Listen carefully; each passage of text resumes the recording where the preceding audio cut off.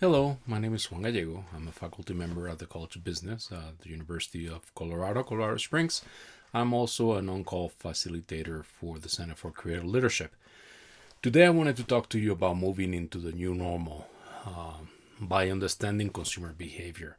I will provide you with some steps, 4 different steps, that will hopefully improve the future success of your organization. So, first, let me regress a little bit. So, I was living with my family in Beijing in early 2009 when the H1N1 virus showed its ugly face. From what I remember, we faced a lot of temperature posts, people taking your temperature at the airport, the office buildings, manufacturing facilities. Basically, my kids were having their temperature taken when they boarded the school bus, when they entered the school. But in general, I do not remember as many challenges as we're facing nowadays with this new pandemic that we're facing. To put things into perspective so that you understand how important H1N1 or how impactful H1N1 was in our lives, according to the CDC, the H1N1 virus appeared in the US in April 2009. Within 1 year, over 60 million people have been affected. Globally, the H1N1 virus killed somewhere between the range of 150,000 to 500,000 individuals globally. Most experts usually average it out to about 200,000 individuals.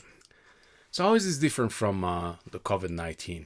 Well, I'm not a health expert, I'm not an economist, but my best educated guess is that at the time of the H1N1 crisis, we were coming out of the 2007-2009 financial recessions, and governments have very little appetite for creating any obstacles to the economic recovery. And that's why we didn't see any major restrictions as we're seeing with today's pandemic. Now, most organizations are living through unprecedented, complex, and uncertain times. Most of them are actually suffering from some kind of financial repercussions. Unless your organization is able to sell something that is deemed essential or vital for the consumer, for the health workers, most likely you're feeling the pain. The economist Paul Krugman, who also writes for the New York Times, said that this is not a normal recession. He compared this to an induced coma, where the doctor chooses to induce coma in a patient to limit the brain damage to the patient. Our economies came to a complete halt to limit the spread of COVID-19. Demand didn't disappear, it vanished overnight, as the economic activity of entire societies was paused for the good of those societies. We certainly are in unknown territory. Some of us were able to keep working from home. For example, I was able to actually teach my college classes in a synchronous manner from my home office. Students were able to take their classes online. Therapists, psychologists, counselors were able to continue supporting their clients through the phone or video conference. So there was some kind of normalcy for some of us. We know bits of what the new environment may look like, but it is very foggy and fragmented overall. There's certain things though that I will not change. So certain marketing attributes will be the same. For example, the rules that govern consumer behavior will most likely not change. And understanding consumer behavior is the foundation to running an organization successfully and profitably. So let me give you the 4 specific steps that you should be taking. First, consumer behavior happens within a context. Each industry, each market, each organization needs to have a clear understanding of what changes may be affecting its future operating environment. As I tell my UCCS students, understanding where one operates will provide you with some key elements for your future growth strategy. Running a situation analysis must be our first step. And we also need to make sure that the situation analysis is conducted by a diverse team to get many different perspectives as possible, include individuals from different functions, different ages, different sectors, different backgrounds, if possible, different industry. If you can get involved in your competition, get it involved. Leadership needs to promote a self-environment so that team members feel free to ask tough questions, question decisions and information, and raise concerns. Inclusive leadership is a must for best results. One more thing about situation analysis. In today's world, organizations should aim to collect as much information as possible with the understanding that it will never be enough. Decisions will need to be made with insufficient information. General Colin Powell has this 40-70 rule. He argued that one should make tough decisions when decision makers have at least 40% of the needed information to avoid shooting from the hip and making mistake. But no more than 70% of that information is necessary. If an organization awaits to have more than 70% of the needed information, the opportunity has most likely passed, and someone else is already ahead of that organization. In this complex environment, we're aiming to solve dilemmas which do not have a clear, unique solution, but requires us to balance paradoxes and polarities. Second, let's talk about consumer behavior. Here are the basics. Organizations need to identify potential needs based on the best situational analysis. So what does the new customer want? Yes, companies may be able to rely on a number of traditional customers, but the growth and the opportunities are going to come from potential customers, or what we call the non-customers. Those are people that we didn't even consider before as your potential customers.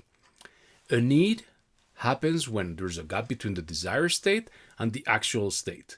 So when that gap is wide enough, then your brain is going to be triggered in trying to narrow that gap again.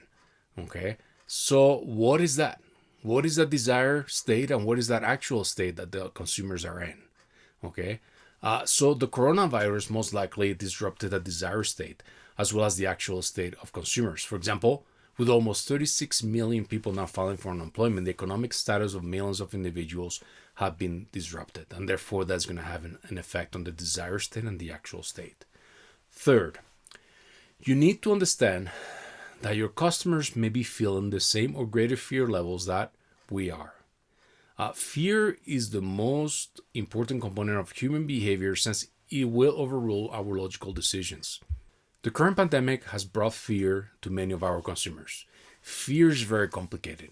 It starts in your amygdala of the brain, what I like to call the reptilian brain, and has a tendency to shut down your front cortex, your logical, factual operating brain. The amount of uncertainty, distress, anxiety, and the dread that certain information is causing us has pushed people to take fear-based decisions. For example, hoarding toilet paper, avoiding Chinese restaurants, buying beans and bullets, flour and guns, cutting operational caused by furloughing employees, retreating to a saving mode with a proper analysis of the future situation. Those could be fear-based decisions.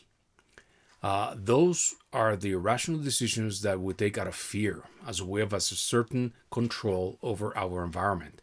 It is a way of feeling in charge, of showing to others that we are the masters of our own destiny, when in reality, the complexity of the situation makes it very difficult for us to be in full control. It is important to understand where our customers are within the fear spectrum. 4. Basically, a new culture has appeared all of a sudden, and a new culture is part of the new normal.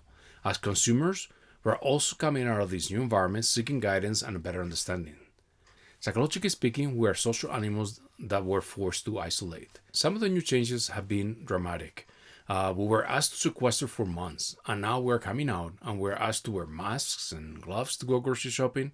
We're asked to keep 12 feet away from all individuals. In our case, we're asked to keep about 12 feet radius in the classroom while teaching. We're asked to stay away from other people as they may be asymptomatic carriers of the disease. We're facing a series of new expectations that are changing the culture where we used to operate. It is kind of like if we're in a foreign culture.